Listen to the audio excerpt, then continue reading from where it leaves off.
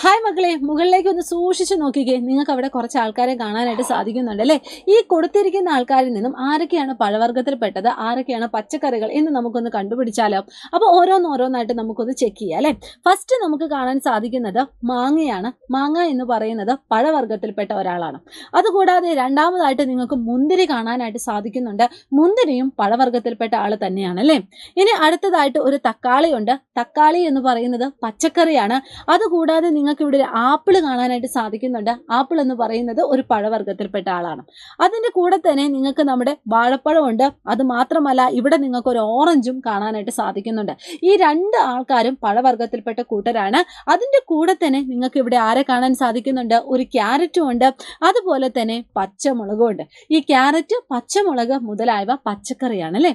അപ്പം നമ്മൾ കുറച്ച് ആൾക്കാരെ നമ്മൾ ഏതൊക്കെയാണ് പഴവർഗ്ഗത്തിൽപ്പെട്ടത്, ഏതൊക്കെയാണ് പച്ചക്കറിയുടെ വിഭാഗത്തിൽപ്പെട്ടത് എന്ന് നമ്മൾ വളരെ എളുപ്പത്തിൽ പഠിച്ചിട്ടുണ്ട്.